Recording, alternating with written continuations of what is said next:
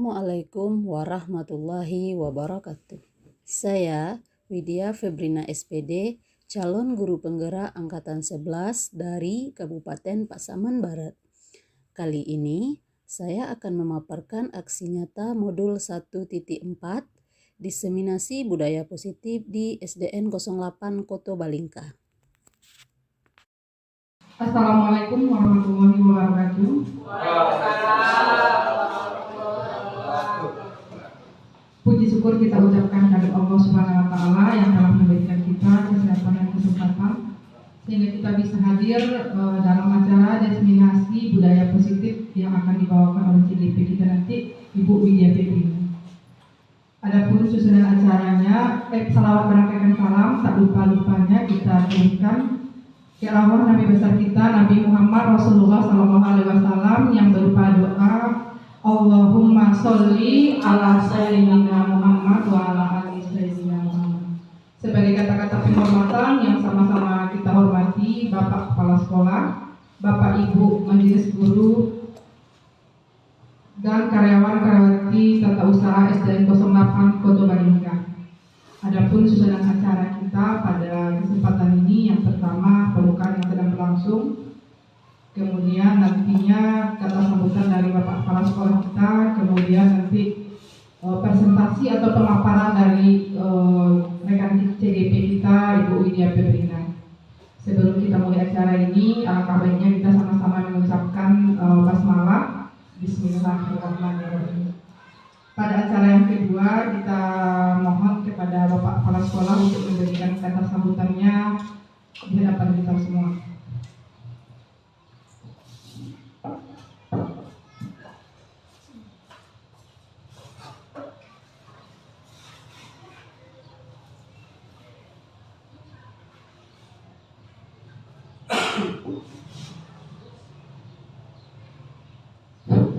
Bismillahirrahmanirrahim. Assalamualaikum warahmatullahi wabarakatuh. Alhamdulillahirabbil alamin. Allahumma sholli ala sayyidina Muhammad wa ala ali Muhammad. Bapak Ibu yang dihormati, alhamdulillah kita masih diberikan waktu dan izinnya untuk melaksanakan mendengarkan nanti materi CGP yang akan disampaikan oleh Ibu Wid. Jadi oleh karena itu kepada kita semua kiranya dapat mendengarkan dan memperhatikan apa-apa yang disampaikan oleh Ibu kita tersebut.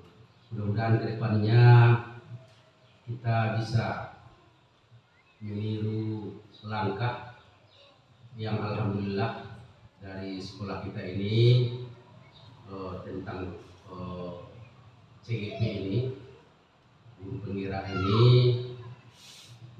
akan diwajibkan kepada kita semua. Namun alhamdulillah dua dikatakan sudah hampir berhasil. Jadi doa kita semua kiranya guru SDN 08 Koto Balingka ini semua nanti menjadi guru penggerak. Amin. Demikian saja arahan dari saya. Mudah-mudahan kita bisa melaksanakan ini dengan seksama dan bisa mengambil manfaatnya dan melaksanakan untuk kedepannya. Demikian saja, ditutup. Assalamualaikum warahmatullahi wabarakatuh. Kalau menurut kemarin itu ada di akhir-akhir nanti sesi pertanyaan, tetapi tidak memberatkan kepada Ibu CGP kita, nanti ada soal tanya jawabnya. Demikian saja.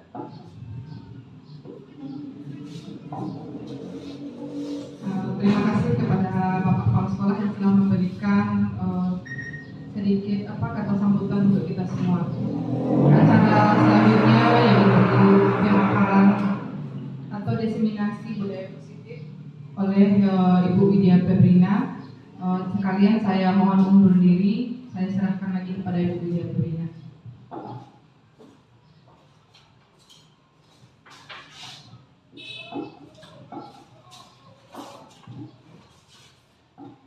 Assalamualaikum warahmatullahi wabarakatuh. Alhamdulillahirabbil alamin. Wassalatu wassalamu ala asrafil anbiya'i wal mursalin wa ala alihi wa sahbihi rasulillah ajmain. Puji syukur marilah sama-sama kita panjatkan kehadiran Allah Subhanahu wa taala yang telah memberi kita rahmat sehingga kita masih diberi kesehatan dan kesempatan untuk bisa berkumpul di kelas yang hari ini dalam rangka mengadakan penyebaran budaya positif. Selanjutnya selawat beriring salam kita hadiahkan kepada Nabi besar kita, yakni Nabi besar Muhammad SAW, yang mana beliau telah membawa kita dari lembah kebodohan kepada zaman yang penuh dengan ilmu pengetahuan seperti yang kita rasakan pada saat sekarang ini. Baiklah, untuk kata-kata penghormatan yang sama-sama kita hormati Bapak Kepala Sekolah SD 08 Kota Belingka. Selanjutnya Bapak Ibu Majelis Guru SDN 08 Kota Belingka. Sebelumnya saya mengucapkan terima kasih kepada Bapak Ibu semua yang sudah meluangkan waktunya untuk bersedia mengikuti acara diseminasi budaya positif ini. Adapun kegiatan ini merupakan tugas bagi kami calon guru penggerak angkatan 11, yang mana penyebaran ini direkam, kemudian hasilnya itu akan diunggah di LMS, yang mana ini pengunggahan terakhirnya ini adalah hari Rabu tanggal 28. Nah, jadi Bapak Ibu kita langsung saja masuk kepada materi.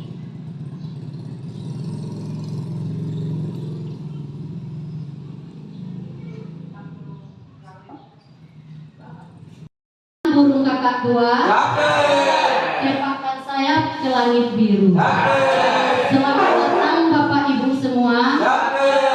Mari bersiap belajar ilmu baru. Buah tomat disayat-sayat, bijinya banyak dimakan enak.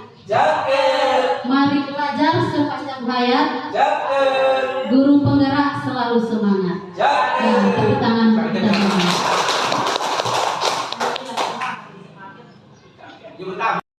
Ya, baik Bapak Ibu, sebelum kita lanjutkan acaranya, ini ada sebuah film pendek. Mari sama-sama kita saksikan apa nilai atau pesan yang disampaikan dari film ini. Dan mungkin ini akan terasa bagi kita semua dengan melihat film ini.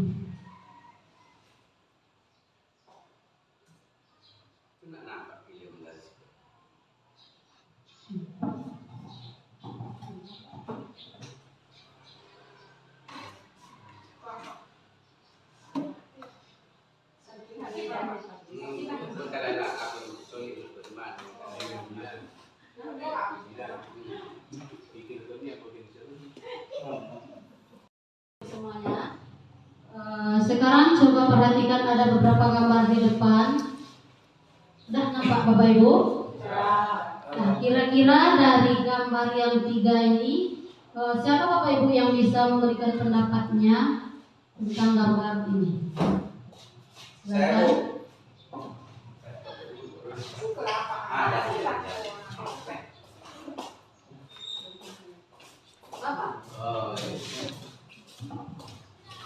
Terkait dengan materi kita tadi, kalau dilihat dari gambar ini menggambarkan budaya yang salah, artinya budaya negatif.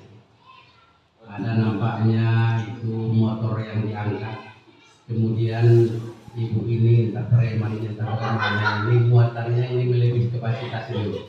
Jadi bagi kita guru mungkin entah saran entah pertanyaan, kenapa supaya sampai terjadi begitu? Apakah ini yang budaya positif itu atau bagaimana? Terima kasih. Ya, terima kasih kepada Bapak. Jadi kalau di gambar di depan itu bisa kita lihat, kata Bapak tadi itu bukan budaya positif tapi budaya negatif. Jadi kalau kita lihat di gambar ini adalah suatu contoh apa Bapak Ibu semuanya? Budaya negatif. Ya, budaya negatif, suatu ketidakpatuhan. Patuh terhadap apa Bapak Ibu? Aturan. Ya, aturan. Kalau kita lihat gambar pertama itu, boleh kita seperti itu kira-kira di jalan raya.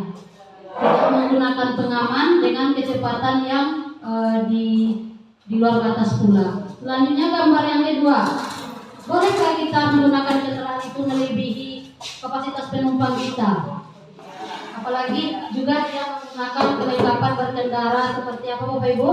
Ya, seperti helm. Selanjutnya gambar yang ketiga juga bukan juga menyalahi aturan karena membolehkan anak membawa kendaraan di bawah usia.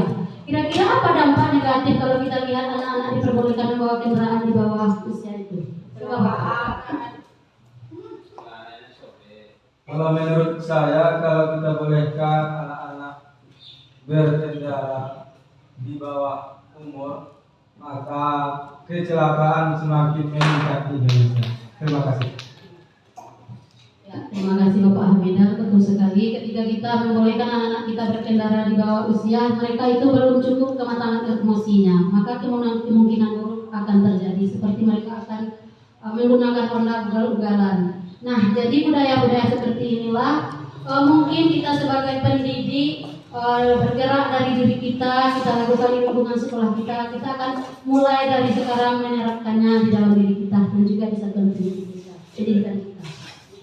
Baiklah, untuk selanjutnya, adapun konsep inti dari budaya positif ini adalah yang pertama perubahan paradigma belajar, yang kedua disiplin positif, yang ketiga nilai-nilai kebajikan, keempat kebutuhan dasar manusia, perilaku motivasi perilaku manusia, posisi kontrol guru, keyakinan kelas, dan terakhir segitiga restribusi. Adapun untuk lebih memahaminya, jawaban dari materi-materi tersebut, Bapak Ibu. Sekarang kita lanjut kepada pembelajaran dengan paradigma baru. Paradigma di sini maksudnya itu adalah pandangan baru tentang pendidikan ini. Jadi pembelajaran dengan paradigma baru merupakan pembelajaran yang dirancang berdasarkan prinsip pembelajaran berdiferensiasi, sehingga peserta didik belajar sesuai dengan kebutuhannya, berdasarkan tahap perkembangan sesuai teori psikologi modern untuk mewujudkan profil pelajar Pancasila. Jadi Bapak Ibu, di sini kita dituntut untuk melakukan pembelajaran berdiferensiasi, yaitu pembelajaran yang membelajarkan murid kita sesuai dengan potensi mereka masing-masing. Karena kita menyadari bahwa anak murid kita itu adalah memiliki kodratnya dari lahir, mereka memiliki kecerdasan yang tidak sama, bakat yang berbeda-beda. Nah, jadi tugas kita sebagai guru, sebelum kita melakukan pembelajaran, kita melakukan asesmen awal, kita mengetahui dan bisa mengelompokkan di mana murid kita yang memiliki kemampuan yang lebih, menengah, dan sedang, sehingga kita bisa membelajarkan mereka sesuai dengan kemampuan mereka tersebut.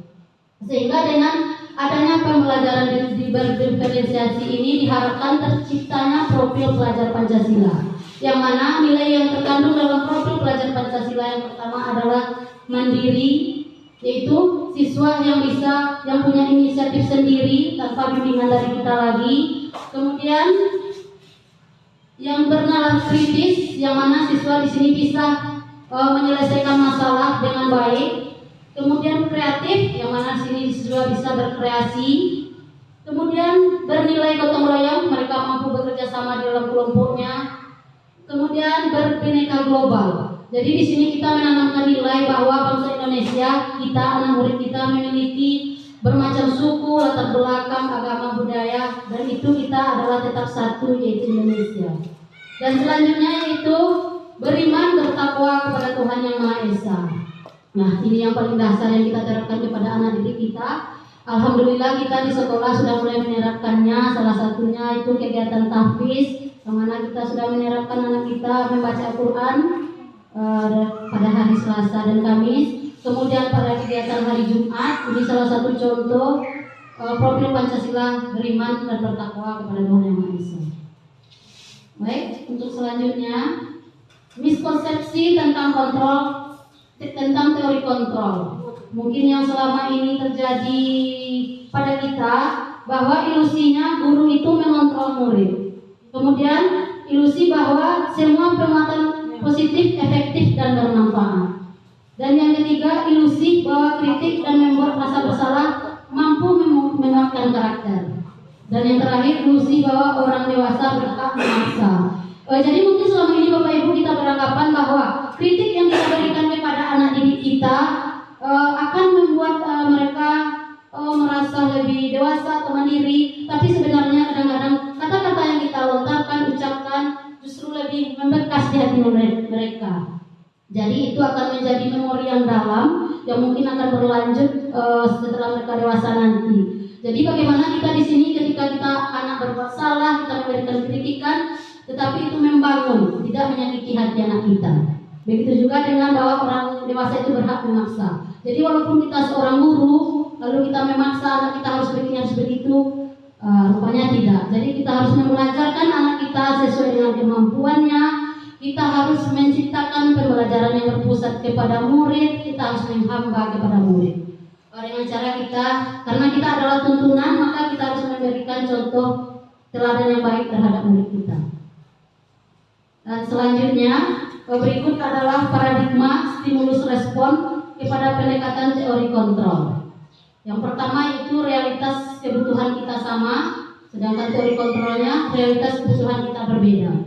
Maksudnya di sini, mungkin kita menganggap kebutuhan kita sama, contohnya akan kebutuhan makan. Bahwa kita sama-sama makan apa Bapak Ibu? Makan nasi, tapi pada kenyataannya kebutuhan kita berbeda. Maksudnya mungkin ada Bapak Ibu di sini yang makannya 1 sendok aja udah kenyang, ada 2 sendok, 3 sendok. Di situ maksud perbedaannya. Begitu juga dengan anak murid kita. Jadi mereka itu masing-masing berbeda kapasitasnya.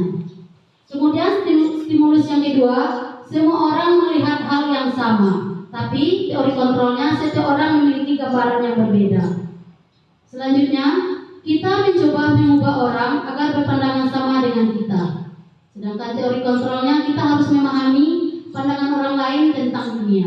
Jadi di sini kita belajar untuk tidak memaksakan kehendak kita. Kita harus memahami pula apa pandangan atau pendapat orang lain. Begitu juga di dalam kelas. Selanjutnya, perilaku buruk dilihat sebagai suatu kesalahan. Sedangkan teori kontrolnya, semua perilaku memiliki tujuan. Maksudnya di sini contohnya itu ketika anak kita melakukan kesalahan, berbuat salah, mungkin kita akan marah, akan menjudge mereka tanpa kita mengetahui apa maksud mereka melakukan perbuatan itu. Contohnya kita ada menemukan anak-anak kita yang suka mengganggu temannya, lalu kita marahi. Cuman kalau kita tanya, kita gali, mungkin anak tersebut kurang mendapatkan perhatian sehingga dia berusaha mencari perhatian kita dengan mengganggu temannya. Nah, selanjutnya orang lain bisa mengontrol saya, tetapi sebenarnya adalah hanya Anda yang bisa mengontrol diri Anda. Jadi diri kita itu tidak boleh dikendalikan oleh orang lain. Kitalah yang bisa mengendalikan diri kita kemana kita akan melangkah, seperti apa diri kita ke depannya. Nah, selanjutnya saya bisa mengontrol orang lain, tetapi teori kontrolnya Anda tidak bisa mengontrol orang lain. Dan selanjutnya, pemaksaan ada pada saat bujukan gagal. Sedangkan teori kontrolnya kolaborasi dengan Yesus menciptakan pilihan-pilihan baru. Jadi pemaksaan itu adalah sesuatu yang tidak bagus, tetapi diharapkan kita di sini mampu berkolaborasi dengan baik, sehingga terwujudnya atau tercapainya tujuan yang ingin kita gapai bersama. Dan stimulus respon selanjutnya, model berpikirnya adalah menang atau kalah. Sedangkan pada teori kontrolnya, model berpikir kita menang dan tidak ada kalahnya. Nah, selanjutnya adalah disiplin positif. Bapak Ibu, kita sudah pernah mendengar disiplin positif ini? Nah, dan sangat sering sekali kita mendengar mengucapkan disiplin positif. Kira-kira apa itu disiplin positif, Bapak Ibu? Tidak boleh terlambat, Bu. Iya, betul sekali. Tidak boleh terlambat apa, Pak? Datang ke sekolah. Tidak boleh terlambat datang ke sekolah. Ada lagi yang lain? Tidak boleh terlambat makan, Bu. Tidak boleh terlambat datang makan. Alhamdulillah semua sudah makan. Alhamdulillah. Nah, jadi disiplin itu berasal dari kata disiplina yang artinya belajar. Disiplin mengacu pada disiplin diri yang memiliki tanggung jawab terhadap apa yang dilakukan berdasarkan nilai-nilai yang diyakini. Disiplin positif merupakan salah satu cara penerapan disiplin yang bertujuan untuk menumbuhkan kesadaran serta memberdayakan peserta didik tanpa imbalan penghargaan atau reward, ancaman atau hukuman. Nah, jadi benar yang dicontohkan Bapak tadi bahwa disiplin itu adalah suatu ketaatan terhadap aturan. Jadi diharapkan kita di sini memiliki disiplin benar-benar dari diri kita ini melakukannya. Itu berarti kita artinya menghargai diri kita, ingin menerapkan nilai-nilai kebajikan yang ada dalam diri kita, bukan karena takut ditegur oleh bapak kepala sekolah atau siapa, atau ingin mendapatkan penghargaan atau hadiah. Karena kalau disiplin itu karena sesuatu hal biasanya itu bersifat sementara. Ketika yang diharapkan itu sudah tidak ada, maka disiplin itu akan pudar. Bukan untuk mencari nilai. Iya, betul sekali Pak. Jadi sebagai pendidik, tujuan kita adalah menciptakan peserta didik yang memiliki disiplin diri, sehingga mereka berperilaku mengacu kepada nilai-nilai kebajikan universal dan memiliki motivasi intrinsik dalam perubahan perilaku ke arah yang lebih baik. Jadi ketika kita memiliki perilaku intrinsik, perilaku yang muncul dalam diri kita, maka itu kita akan bisa selamanya dan dimanapun menerapkan nilai-nilai kebajikan tersebut. Nah, adapun nilai-nilai kebajikannya, Bapak Ibu bisa dilihat nilai yang disepakati bersama, lepas dari suku, bangsa, agama maupun latar belakangnya. Yang pertama tadi profil pelajar Pancasila, yaitu beriman dan bertakwa kepada Tuhan Yang Maha Esa. Selanjutnya Ibo Primary Years Program, yang mana kita harus memiliki nilai toleransi, rasa hormat, integritas, mandiri, menghargai, antusias, empati, keingintahuan, kreativitas, kerjasama, percaya diri, dan berkomitmen. Selanjutnya life skill atau keterampilan hidup, yang mana nilainya itu dapat dipercaya, lurus hati, pendengar yang aktif, tidak merendahkan orang, dan memberikan yang terbaik dari diri kita. Selanjutnya kebutuhan dasar manusia. Mungkin kita di sini sama-sama tahu apa kebutuhan dasar kita. Kira-kira Bapak Ibu apa kebutuhan dasarnya? Ya, yang pertama sekali semua kita butuh makan. Kalau tidak makan bagaimana? Lemas, tidak bertenaga dan mengantuk.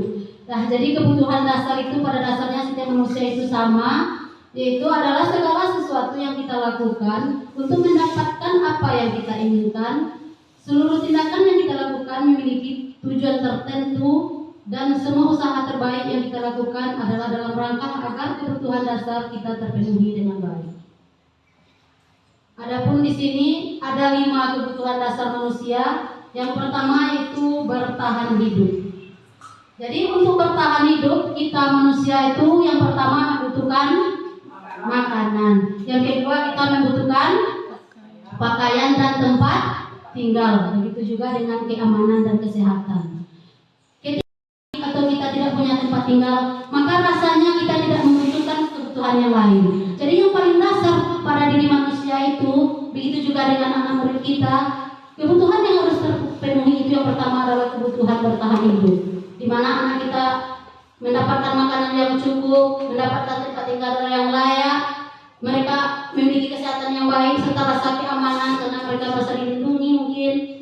Jadi setelah itu kita akan membutuhkan rasa kasih sayang dari orang tua kita, kasih sayang dari ibu gurunya. Atau kita di sini Bapak-bapak Ibu ada yang tidak butuh dengan kasih sayang? Ada yang tidak butuh kasih sayang? Tidak. Nah, semua kita pasti butuh kasih sayang. Karena kalau kita tidak disayang, kita akan merasa hidup kita ini apa Bapak Ibu? Hampa, betul sekali, galau. Ya galau. Rasa kasih sayang itu seperti rasa kita diterima, anak-anak kita terima dengan segala kondisinya, segala latar belakangnya, kita tidak membeda-bedakan mereka, kemudian dipedulikan, berbagi, bekerja sama, menjadikan bagian dalam kelompok. Jadi ketika kita memberikan ini kepada anak murid kita, jadi mereka merasa terpenuhi kasih sayangnya dari kita.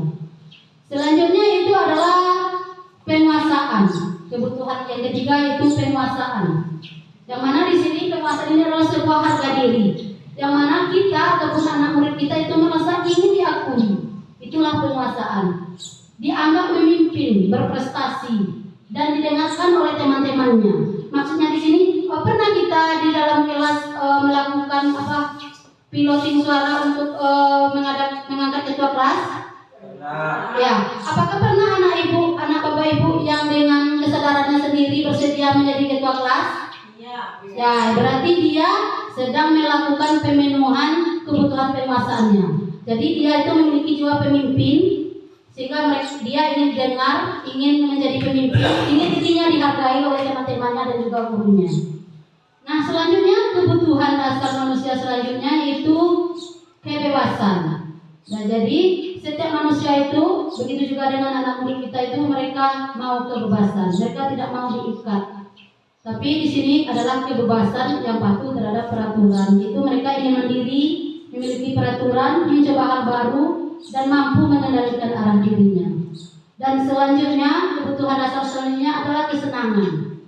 Yang mana di sini anak kita bermain, humor, antusias dan tertawa. Jadi sudah tugas kita di sini Bapak Ibu menciptakan, karena dunia anak SD ini adalah dunia bermain. Jadi bagaimana kita menciptakan pelajaran di kelas itu belajar sambil bermain. Jadi anak-anak lebih semangat, lebih antusias datang ke sekolah. Sehingga bisa juga kita memberikan cerita-cerita sehingga anak kita bisa tertawa bersama atau merasa terhibur. Begitu juga dengan memberikan reward sehingga anak kita akan merasa bahagia.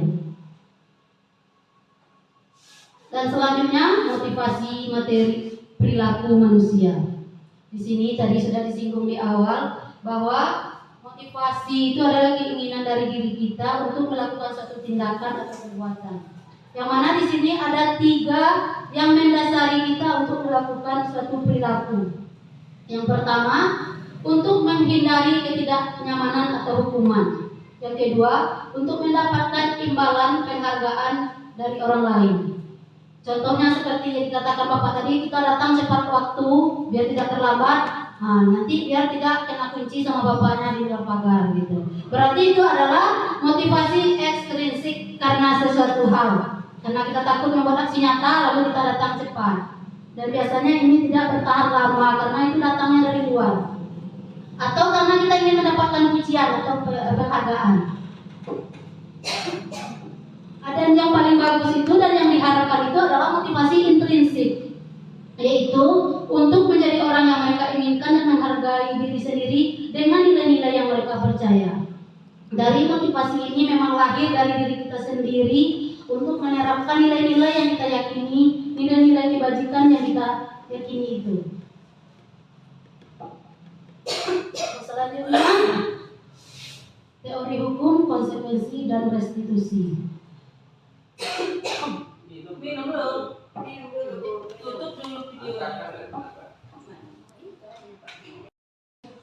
Yang mana hukuman itu sesuatu yang kita berikan kepada anak kita dengan tidak terencana atau tiba-tiba. Jadi ketika anak murid kita melakukan suatu kesalahan, lalu kita langsung memberikan hukuman tanpa melakukan perlindungan atau apa. Contohnya ketika murid kita datang terlambat, lalu kita suruh misalnya membersihkan WC. Jadi di sini kita tidak dianjurkan untuk memberikan hukuman. Dan biasanya hukuman ini bersifat satu arah. Kemudian hukuman itu berupa fisik dan psikis. Jadi kita di sini dilarang untuk memberikan hukuman. Begitu juga dengan konsekuensi. Tetapi kita di sini diharapkan untuk melakukan restitusi kepada anak murid kita. Kalau konsekuensi ada terencana, disepakati sesuai peraturan, tapi murid tetap dibuat tidak nyaman karena sikap guru selalu memonitor muridnya. Jadi apa yang bagusnya itu adalah restitusi, yaitu percakapan yang dilakukan dengan murid untuk menciptakan kondisi bagi murid untuk memperbaiki kesalahan yang diperbuatnya. Jadi di sini guru melakukan wawancara atau tanya jawab dengan apa yang telah dia lakukan, bagaimana dia bisa melakukan itu, lalu apa solusi yang dia berikan terhadap kesalahan yang dia perbuat. Selanjutnya, proses kolaborasi yang mengajarkan murid untuk mencari solusi sendiri. Jadi dengan kolaborasi murid dengan guru, murid dapat menemukan solusi sendiri terhadap masalah atau kesalahan yang telah dia buat, sehingga dia memperbaiki dirinya sendiri. Selanjutnya, 5 posisi kontrol guru. Coba Bapak Ibu lihat ke depan. Yang pertama sebagai apa Bapak Ibu? Guru sebagai penghukum. Kira-kira kita berada dari 5 posisi ini, kita berada pada posisi yang mana? Yang yang biasanya? Sebagai pemberi rasa bersalahkah? Sebagai temankah bagi murid kita? Atau sebagai pemantau? Atau sebagai manajer? Manajer Bu. Manajer, iya. Ada yang sebagai pemantau, ada yang sebagai manajer. Nah, jadi di sini kita akan mempelajari bahwa sebagai penghukum itu begini. Ketika murid kita melakukan suatu kesalahan, yaitu kasusnya siswa tidak memakai atribut lengkap pada saat upacara bendera. Ketika Bapak Ibu menjadi guru penghukum, maka Bapak Ibu akan mengatakan hormat kepada bendera selama 1 jam. Nah, inilah yang dimaksud penghukum itu satu arah, tanpa disepakati. Dan selanjutnya ketika kita menjadi pembuat merasa bersalah, maka kita akan mengatakan, berapa kali Bapak Ibu katakan kamu selalu mengecewakan Bapak Ibu. Jadi dengan kalimat yang kita ucapkan, murid kita merasa bersalah. Ketika murid kita diberi rasa kecewa, rasa bersalah, itu akan masuk ke dalam memori jangka panjangnya dan akan berlanjut ini sampai dewasa, dan ini akan berlanjut lagi, dia melakukan itu lagi kepada generasi setelahnya. Jadi pembuat rasa bersalah ini kalau bisa kita hindari. Dan selanjutnya sebagai teman. Jika kita menjadikan murid kita sebagai teman, ketika dia melakukan kesalahan, maka kita akan mengatakan, ayo dong ikuti aturan sekolah, tolong bantu ibu bapak ya sekali ini, ya sudah tidak apa-apa, lain kali jangan sampai berbuat seperti ini lagi ya. Nah, ketika kita menjadikan anak murid kita ini teman, anak murid kita ini akan merasa senang, tetapi ada kelemahannya. Dia akan menyukai kita, akan dekat dengan kita, tetapi kelemahannya ini dia akan memilih-milih guru. Dengan kita dia dekat, dengan guru yang lain dia akan berjarak karena dia sudah nyaman dengan kita sebagai temannya. Lalu jika kita menjadikan diri kita pemantau, ketika murid kita melakukan kesalahan, maka kita akan mengatakan, kamu sudah melanggar peraturan sekolah, kamu tahu konsekuensinya. Setelah upacara kamu beri atribut ke operasi dan jangan diulangi lagi. Nah, itu kalau kita berposisi sebagai pemantau. Lalu posisi seperti apa yang idealnya kita sebagai pendidik? Jadi posisi yang ideal itu adalah manajer. Posisi manajer. Jadi di sini kita memberikan pertanyaan, lalu memberikan anak itu kesempatan memperbaiki dirinya. Dengan begitu kita akan membelajarkan anak menyelesaikan masalah sehingga menjadikan anak kita yang mandiri. Maka kita akan mengatakan, apakah kamu tahu kesalahanmu? Kira-kira bagaimana kamu memperbaiki kesalahannya? Nah, dari sini dia akan berproses apa kesalahannya dan bagaimana dia menyelesaikan masalahnya. Itulah posisi manajer, di mana guru menjadi fasilitator, motivator, dan juga sebagai pendidik dalam kepada anak muridnya. Nah, ketika kita sekarang coba Bapak Ibu baca posisi kontrolnya, saya kecewa sekali dengan kamu. Kalau kita mengucapkan ini kepada anak murid kita, kira-kira ini posisi kontrol yang mana ini Bapak Ibu? Ya, betul sekali. Kita menggunakan posisi kontrol menciptakan apa? Rasa bersalah. Selanjutnya kalimat yang kedua, kamu tidak pernah benar melakukannya. Ini posisi kontrol yang mana Bapak Ibu?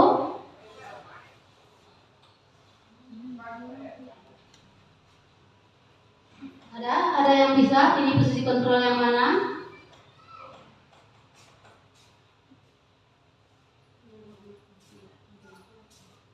Nah, jadi ketika kita mengatakan ini kepada anak murid kita, ini salah satu contoh kalimat untuk posisi kontrol pemantau. Kita hanya memantau saja. Nah, kalau kita mengucapkan ini, apa rencanamu untuk menyelesaikan masalah ini? Ketika kita mengucapkan ini kepada anak murid kita, kira-kira kita berada pada posisi yang mana, Bapak Ibu? Nah, betul sekali. Kita sudah menggunakan posisi kontrol manajer. Selanjutnya, kalimat selanjutnya, ayolah lakukan demi Bapak Ibu ya. Itu kira kira-kira sebagai posisi kontrol yang mana? Teman. Iya, betul sekali. Kita menggunakan posisi kontrol sebagai teman. Nah, yang selanjutnya, kamu tidak pernah mendapat nilai jika tidak mengerjakan tugas. Ini posisi kontrol yang mana, Bapak Ibu? Ketika anak tidak melakukan sesuatu lalu kita berikan sesuatu. Apa itu? Hukuman. Ya, betul sekali. Ini adalah posisi kontrol hukum yang kita berikan kepada anak murid kita. Jadi dari 5 posisi kontrol itu kita berusaha dan belajar untuk menjadi posisi kontrol manajer. Baiklah, untuk selanjutnya keyakinan kelas. Keyakinan kelas. Jadi di sini ada pertanyaan, mengapa keyakinan kelas? Mengapa bukan peraturan kelas? Kira-kira ada Bapak Ibu yang bisa menjawab atau memberikan alasan mengapa keyakinan kelas, kenapa tidak peraturan kelas?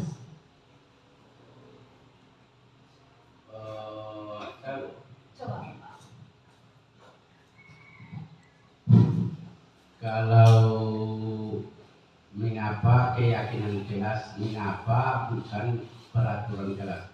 Jadi kalau keyakinan kelas itu datangnya intrinsik, kalau mengapa bukan peraturan kelas itu datangnya dari ekstrinsik. Jadi kalau keyakinan itu mungkin datangnya dari hati, kita nanti bisa mengikuti aturan itu tanpa dipengaruhi oleh ibu guru atau segala macamnya. Namun datangnya dari dalam semata-mata mungkin karena ikhlas dari diri kita sendiri. Sebaliknya kalau peraturan ini memang datangnya dari luar mungkin karena takut dan segala macamnya. Terima kasih. Tepuk tangan.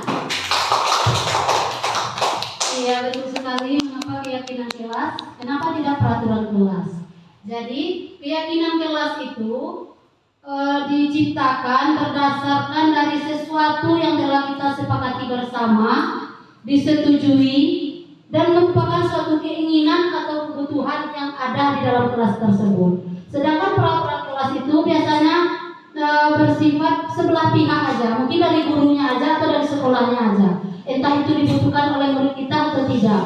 Jadi itu. Jadi kalau keyakinan kelas datangnya dari murid kita, lalu mereka sepakati, lalu mereka yakini, dan insya Allah mereka akan menjalankannya dengan baik. Sementara peraturan kelas itu biasanya datang dari pihak sekolah aja langsung, lalu ditempelkan dan akan dilaksanakan. Dan selanjutnya proses pembentukan keyakinan kelas itu yang pertama bersifat abstrak, dia mengandung banyak nilai berupa pernyataan universal, dibuat dalam pernyataan positif, sedikit saja agar mudah diingat, sesuai dengan kondisi kelas dan sekolah sehingga mudah diterapkan.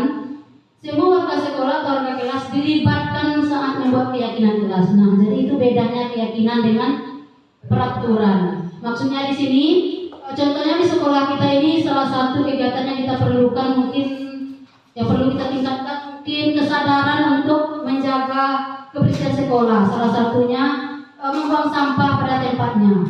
Nah, jadi dibuat dengan pernyataan positif, misalnya begini. Mungkin peraturan sekolah kita dilarang membuang sampah sembarangan. Jadi itu adalah menggunakan kalimat negatif. Kenapa negatif? Karena di situ menggunakan kata dilarang. Nah, jadi di dalam keyakinan kelas bagaimana kita menjadikan kalimat itu menjadi kalimat positif.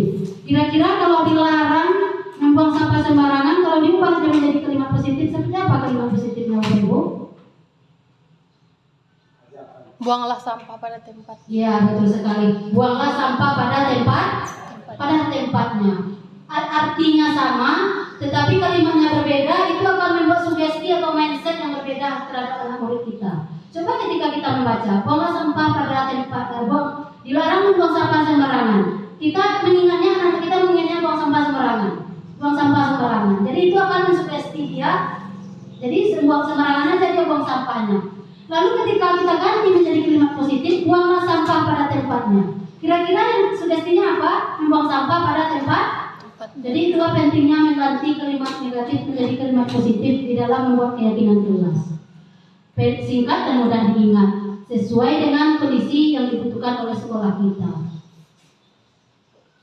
Nah, yang selanjutnya yaitu segitiga restitusi, yang mana di sini merupakan percakapan antara guru dan murid yang dilakukan ketika ada murid kita melakukan suatu kesalahan atau dia tidak melakukan keyakinan kelasnya, maka di sini guru dapat menyelesaikannya dengan tahapan segitiga restitusi. Sehingga dengan menerapkan segitiga restitusi ini kepada anak murid kita akan menghasilkan murid yang mandiri dan bertanggung jawab. Dia mandiri karena menyelesaikan masalahnya sendiri dan bertanggung jawab terhadap perbuatan yang telah dilakukannya. Adapun 3 tahapan dalam segitiga restitusi, yang pertama menstabilkan identitas. Jadi berdasarkan prinsip membuat kesalahan adalah bagian dari proses pembelajaran. Jadi di sini guru diminta ketika kita menemukan anak kita melakukan suatu kesalahan, jadi kita yakini adalah proses belajar. Jadi yang mungkin kita belum mengetahui apa yang ada dalam pikiran anak itu sehingga dia melakukan itu. Kadang kita menganggap itu sebuah kesalahan, ternyata anak kita berpikir itu adalah tujuan yang baik menurut dia. Jadi kita perlu mengetahui dasar dia melakukan suatu kesalahan tersebut. Nah, jadi kita bisa menggunakan kalimat-kalimat di depan untuk menstabilkan identitas tersebut. Berbuat salah itu wajar dan ibu tidak marah nak, misalnya seperti itu. Tidak ada manusia yang sempurna. Coba ceritakan kepada ibu apa yang kamu alami, mengapa kamu melakukan itu. Lalu kita juga merasa kita pernah melakukan hal tersebut. Jadi anak itu tidak merasa takut atau tidak merasa dihakimi. Bapak ibu juga pernah melakukan itu. Kemudian ibu bapak tidak mau mencari siapa yang salah, tapi ibu bapak ingin mencari solusi dari permasalahan ini. Dan terakhir, kamu berhak merasa begitu. Contohnya, ketika anak kita berkelahi, bertinju, lalu ada satu anak yang terluka. Kalau kita langsung menghukum, maka kita akan marah kepada anak yang melukai tadi. Kita akan marah-marah kepada dia karena dia telah melukai temannya. Tapi kalau kita gunakan menstabilkan identitas ini, kita gunakan kalimat-kalimat ini, mungkin bisa saja kita dapatkan jawaban kenapa sampai terluka temannya. Rupanya jawaban dia karena dia mau mencoba memukul saya, lalu saya elakkan, akhirnya anak yang memukul ini yang terluka jadinya. Berarti salah, tapi tujuannya adalah untuk melindungi diri sendiri. Berarti itu boleh. Jadi begitu ketika kita menggunakan kalimat ini, kita akan menyatakan itu. Kemudian validasi tindakan yang salah. Ketika anak kita sudah mengetahui apa kesalahan yang dia buat, sudah mau mengaku dan menceritakannya, lalu kita lanjut ke tahapan selanjutnya, yaitu memvalidasi tindakan yang salah tersebut. Dengan cara kita menyatakan, kamu pasti punya alasan melakukan itu, padahal kamu bisa melakukan yang lebih buruk dari ini. Kemudian kamu patut bangga karena telah melindungi sesuatu yang penting buatmu. Contohnya seperti dia melindungi diri dia tadi. Kalau dia biarkan temannya memukulnya, berarti dia tidak menjaga sesuatu yang penting dalam dirinya. Atau ketika ada temannya mau mencontek, dia pertahankan, lalu terjadi pertengkaran. Nah, seperti itu berarti dia melindungi sesuatu yang penting dalam dirinya, itu hasil atau pikirannya atau tugasnya. Lalu kamu melakukannya karena mempertahankan sesuatu yang penting baginya. Nah, tahapan selanjutnya menanyakan keyakinan.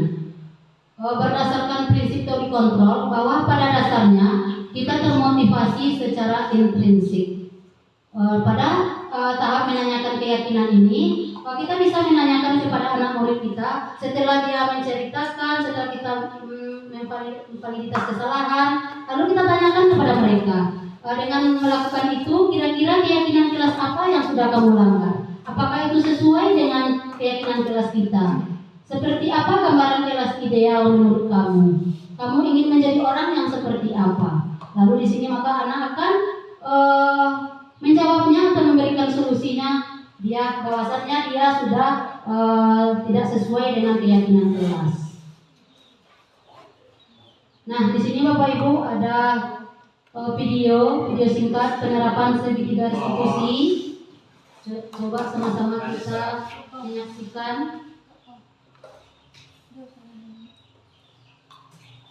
Jadi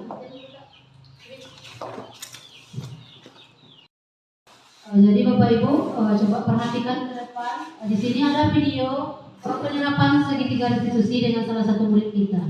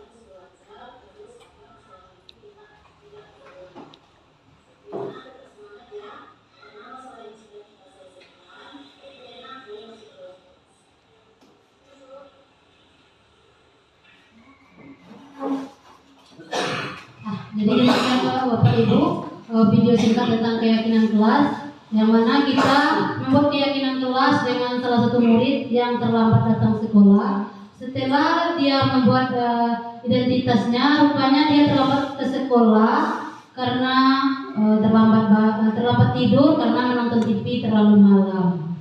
Lalu kita melakukan validitas kesalahan bahwa kita tidak menyalahkannya. Nah, jadi untuk kedepannya apa yang harus dia lakukan? Akhirnya dia membuat keyakinan bahwa dengan cara tidur lebih cepat sehingga dia nanti bangun lebih cepat lagi. Nah, dari situ dia membuat suatu keyakinan lagi dalam dirinya bahwa waktu itu penting. Nah, kalau dia terlambat tidur, maka dia akan terlambat bangun, terlambat datang ke sekolah, akan merugikan waktu dia belajar. Nah, jadi kira-kira begitu cara restitusi segitiga restitusi Bapak Ibu.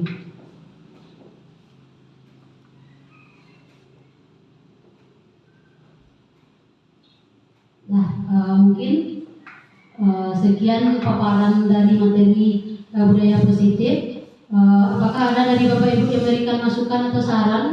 Kami persilakan.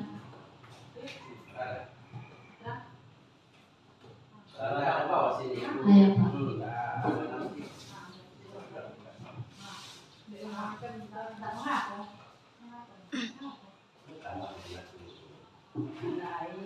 Terima kasih kepada Ibu yang telah memberikan waktu kepada saya. Yang ditanyakan di sini mengenai wilayah positif saya buat. Jadi kalau saya sebagai seorang murid datang terlambat, suka mengganggu teman, saya tahu bahwasanya itu budaya yang negatif, tetapi saya melakukannya juga. Pun juga saya tahu umpamanya menolong kawan itu bagus, apalagi umpamanya tidak sering terlambat. Itu bagus, budaya positif. Yang sebaliknya tadi budaya negatif tadi sudah saya katakan. Bagaimana caranya agar budaya negatif ini tidak saya kerjakan dan menjadikannya budaya positif. bagaimana kiat-kiat kita agar ini tidak terlaksana. Saya tahu bahwasanya itu negatif, tapi saya kerjakan juga. Itu. Jadi saya tanya kepada ibu, bagaimana agar berubah? Artinya saya tidak takut lagi terhadap ibu, tidak takut lagi kepada dosa. Jadi agar itu bisa berubah, bagaimana caranya Bu? Apa Bu? Mohon penjelasannya. Baik Bapak, terima kasih atas pertanyaannya yang panjang tadi lebar ya Pak ya. Pertanyaannya itu Negatif. satu kebiasaan negatif yang kita sadari untuk melakukannya. Kalau kita tahu saya itu salah, Iya, tapi kita kerjakan juga. Memberhentikannya. Jadi di sini saya akan mencoba memberikan jawabannya sebagai guru. Sebagai guru mungkin yang pertama kita lakukan untuk anak yang punya kebiasaan seperti itu, mungkin yang pertama kita akan mendekati anak itu, lalu kita akan melakukan proses segitiga restitusi tadi. Kita akan menanyakan kenapa dia melakukan itu, lalu di situ kita memasukin langkah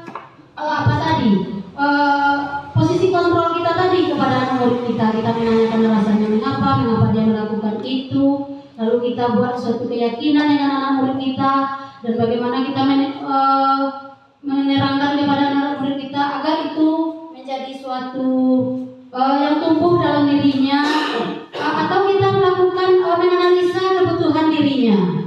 Mungkin saja anak yang melakukan seperti itu suatu kesalahan dengan sadar, bisa saja ada salah satu kebutuhannya tidak terpenuhi. Contohnya, mungkin dia di rumah tidak mendapatkan perhatian karena orang tuanya yang sibuk bekerja siang dan malam, anaknya tidak mendapatkan perhatian. Jadi kita di sekolah, di rumah itu harus memberikan perhatian kepada anak kita.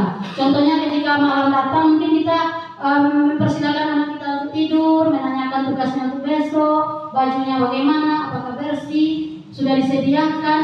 Ketika dia merasa senang, merasa disayangi, merasa dihargai, jadi dalam jiwanya itu tidak ada beban. Maka dia akan bersemangat melakukan tugasnya seperti bangun pagi lalu ke sekolah. Lalu apabila di sekolah juga kita sebagai guru tidak melakukan hal tersebut, apakah ada anak ini kekurangan di rumahnya, kita tidak mempelajari itu, malahan kita melakukan marah, memberikan hukuman lagi, maka itulah kebiasaan itu terus berulang kepada anak tersebut. Tapi kalau kita penuhi kebutuhannya, insya Allah anak itu akan berubah. Maka di sini kita sebagai guru, tenaga pendidik perlu berkolaborasi yang baik. Mungkin ketika kita menyaksikan anak murid kita seperti itu, mungkin beberapa kali kita perhatikan, kita tanyakan tidak ada perubahan. Mungkin perlu kita bekerja sama dengan orang tuanya. Kira-kira di rumah kita seperti apa? Sudah dipenuhi kebutuhannya? Sudah dilayani dengan baik sebagai anak? Dengan kerjasama yang baik, orang tua, guru, siswa, juga stakeholder yang ada di sekolah kita ini, bahwa perlunya masyarakat juga, misalnya mengontrol anak yang terlalu malam di luar rumah, itu perlu juga kontrol dari masyarakat sekeliling. Maka dengan adanya kerjasama kolaborasi yang baik, insya Allah tujuan kita untuk menciptakan pendidikan yang baik, mencerdaskan kehidupan bangsa akan bisa kita terapkan. Ya, mungkin masih ada Bapak Ibu yang kalau itu kan contohnya sebagai guru, kalau kita sebagai guru tahu kita itu salah, tetapi kita kerjakan juga. Kira-kira merubah itu ada apanya Bu? Kiatnya menurut itu. Iya, kiatnya sama saja itu Bapak. Kalau guru ini tak ada lagi ayahnya Bu. Ada di rumah belakangnya itu. Itu bisa jadi dari pimpinannya juga perlu itu Bapak. Dari pimpinannya lagi melakukan segitiga restitusi itu. Bisa jadi karena bapaknya suka marah-marah, jadi makanya gurunya begini gitu. Karena takut sama bapak. Dia tidak takut lagi kepada sekolahnya, tidak takut kepada pengawasnya. Artinya dia nggak mau lagi Bu, ya kalau melepaskan tanya dibuatnya juga ada yang Bu, dan segala macamnya. Namun kebiasaan dia itu dikerja. Dia tahu bahwa itunya yang negatif, tapi dia kerjakan juga. Bagaimana supaya menjadi positif Bu? Itu kita kembalikan kepada kita ada kawan-kawan ini. kepada diri masing-masing itu Bapak, bagaimana kita sebagai pendidik itu tugas dan tanggung jawab kita, dan juga itu bisa juga dicontohkan langsung dari diri Bapak, dimulai dari diri Bapak bagaimana sehingga dicontoh oleh bawahannya. Karena contoh itulah supaya saya tanyakan, dan bisa saya merubahnya, itu supaya tanyakan. Kembali kepada niat kita Bapak. Mudah aja itu, gajinya. Iya, itu dulu, sebentar lagi Bapak. Dapat jawabannya naikkan lagi. Atas siapa Ibu Supaya kita bisa melaksanakannya. Iya. Kasih teropong kepada Ibu, bisa dia membantu. Apa Bapak? Fauziah bisa mungkin membantu atau wangi. Iya, ada yang bisa membantu memberikan jawabannya. Dia pertanyaannya pada pojok itu saya pojok tahu salah tapi pojok itu. Sesuai dengan ya Bapak Kepala Sekolah saya coba menjawab pertanyaannya. Sesuai dengan tema kita disiplin positif. Jadi disiplin positif ini bisa kita lakukan atau kita laksanakan jika ada peraturan, ada kesepakatan. Begitu juga kita di dalam sekolah, guru-gurunya juga kalau ada kesepakatan di awal kita tahun ajaran baru, kalau sudah ada kesepakatan semuanya sudah ada konsekuensinya, pasti semuanya dijalani Pak. Nah, jadi kalau seandainya tidak ada peraturan yang demikian dari awal, jadi seperti yang Bapak bilang tadi, yang negatif pun dikerjakan, yang positif tetap positif, yang negatif kita tahu itu negatif, tapi dikerjakan juga karena tidak ada kesepakatan kita dari awal. Kalau ada kesepakatan kita dari awal, menurut saya ada konsekuensinya, sama-sama kita taati peraturannya, mungkin bisa berubah dari yang negatif menjadi positif. Kesepakatan sudah 5 kali kesepakatan. itu Pak dari diri kita sendiri. Sebentar apa ya Ibu? Ya, terima kasih Ibu Anggi atas jawabannya. Ini adalah Bapak. Mungkin saya ada jawabannya tapi entah iya entah tidak. Itulah kita bersamakan kalau kita sepakat apanya. Jadi walau umpamanya itu dia tahu bahwa itu negatif dia kerjakan juga, dia tahu dosa itu dia kerjakan juga. Kalau menurut saya itulah kita tadi ada seperti yang dilakukan Fauziah tadi, ketaatan kepada Tuhan Yang Maha Esa. Jadi kita ini kalau hubungan dengan manusia mungkin kita tidak takut lagi. Jadi kepada anak-anak kita tentu kepada Sang Pencipta lagi kita. Kalau kita tahu bahwasanya itu hanya di dunia ini nanti semua kesalahan dan segala macamnya akan ditagih setelah kita tiada nantinya. Jadi kita mendekatkan diri kepada Sang Pencipta. Kalau kita cocok kita terima, kalaupun tidak apa-apa. Terima kasih. Ya, terima kasih kepada Bapak Ibu semua. Makin muncul dia semakin bersemangat. Jadi kesimpulannya yaitu kembali kepada niat kita. Untuk apa kita di sini? Mengapa kita di sini? Untuk siapa kita di sini? Kalau sudah kita pulangkan niat kita, insya Allah pekerjaan kita mudah, tanggung jawab kita akan kita laksanakan dengan baik.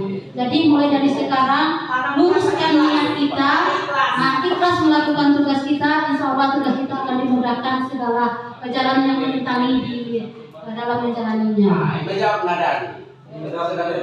Ya, karena kita menyadari semua yang kita lakukan akan kita pertanggungjawabkan. Pertanggungjawabkan di akhirat nanti. Jadi mulai dari sekarang mari kita luruskan niat kita, ikhlas melakukan tugas. Nah, mungkin sekian pemaparan materi pada hari ini. Terima kasih untuk bapak-bapak, ibu hebat semuanya. Mari kita berikan tepuk tangan Bapak Ibu. Sekian pemaparan materi dari saya. Terima kasih atas perhatiannya. Semoga bermanfaat bagi kita semua. Wassalamualaikum warahmatullahi wabarakatuh.